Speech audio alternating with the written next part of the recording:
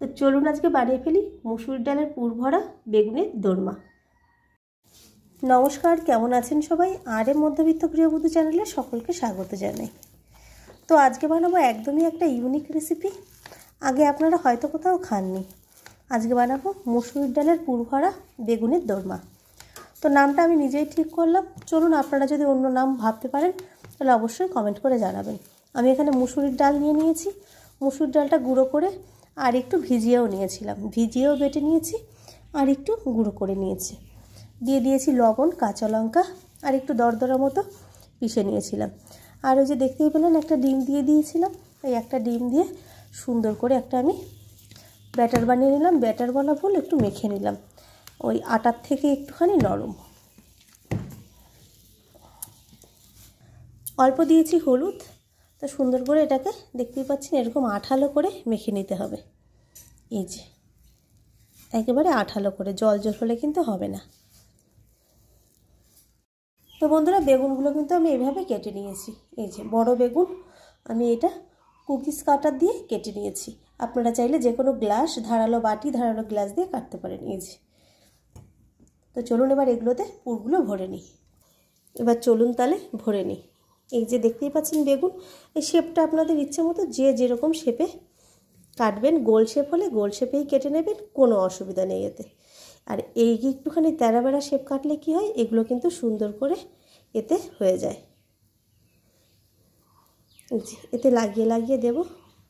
হাতে কি করবেন, হাতে একটুখানি তেল লাগিয়ে নেবেন, তাতে করে কি হবে, তলার দিকে কিন্তু লাগবে না।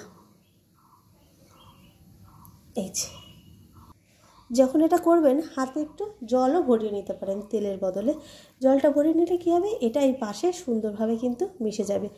দেখতেই পাচ্ছেন কতটা সুন্দরভাবে এটা হয়ে গেছে।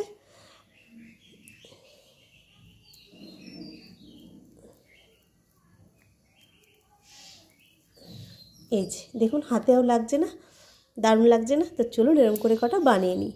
সবগুলো বানিয়ে নিয়েছি আর আমার ভাজাও শুরু হয়ে গেছে। আমি কিন্তু ভেজেও নিয়েছি অলরেডি, এখানে দুটো আমার ভাজা হয়ে গেছে। দেখতেই পাচ্ছেন কি সুন্দর, ভেতর থেকে কিন্তু একদমই বেরোয়নি।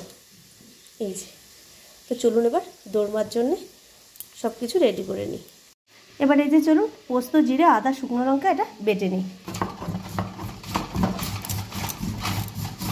তো বন্ধুরা, আমি বেটে নিয়েছি আর শিলে যে মশলাটা ছিল সেই মশলাটা একটু জল দিয়ে ধুয়ে এই যে নিয়ে নিয়েছি।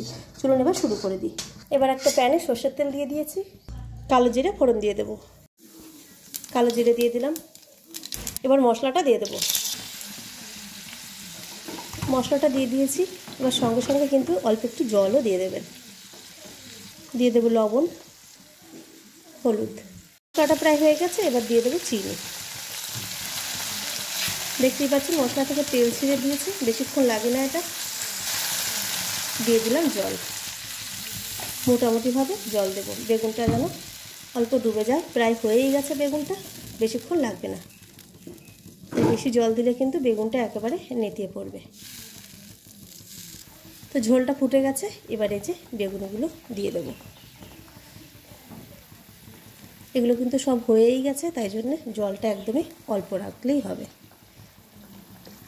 সবগুলো দিয়ে দিয়েছি, এটা ঢাকার কোনো দরকার নেই, এমনিই কিন্তু হয়ে যাবে। এই যে বেগুনটা আধা ডোবা অবস্থায় রয়েছে, পুরো জলটা ডোবা জল দিলে কিন্তু হবে না, একদমই পুরোপুরিভাবে নেতিয়ে যাবে। বেগুনটা কিন্তু এরকম আস্ত থাকবে না, তলারগুলো পুরো ছড়িয়ে যাবে। এমনিই পাশগুলো একটু ফুলে যাবেই। এটা খুব জোর 5 মিনিট মতো লাগবে, হাই ফ্লেমে করতে হবে। তো বন্ধুরা, দেখতেই পাচ্ছেন আমার কিন্তু 5 মিনিট হয়ে গেছে। আর এগুলো, আর এইটা কী হয়েছিল, এটা যেমন দেখছেন এই কোনোগুলো কিন্তু খোলেনি, এটা একটুখানি বেশি টাইম কড়াইতে ভাজা হয়ে গেছিলো, তার জন্য ওটা ওরকম হলো। আর বেশি টাইম ভাজলে কিন্তু ওরকম একটু ফুলে যাবে।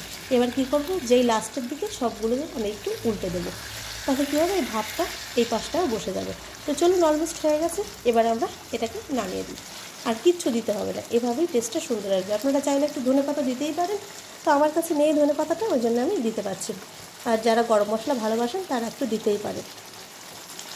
তো নামিয়েই তো ফেলেছি। গরম ভাত, রুটি, পরোটা সব কিছুর সঙ্গে কিন্তু অসাধারণ লাগবে। দেখতেই পাচ্ছেন কতটা সুন্দর কালার হয়েছে, খেতেও কিন্তু দারুণ টেস্ট। আর একদম ইউনিক রেসিপি, অবশ্যই একবার ট্রাই করবেন, তারপর কমেন্ট করে জানাবেন কে কোত্থেকে দেখছেন, অবশ্যই কিন্তু জানাবেন। তো চলুন আজকের মতো এটুকুই, আবার একটা নতুন রেসিপি নিয়ে আপনাদের সামনে চলে আসবো। টাটা।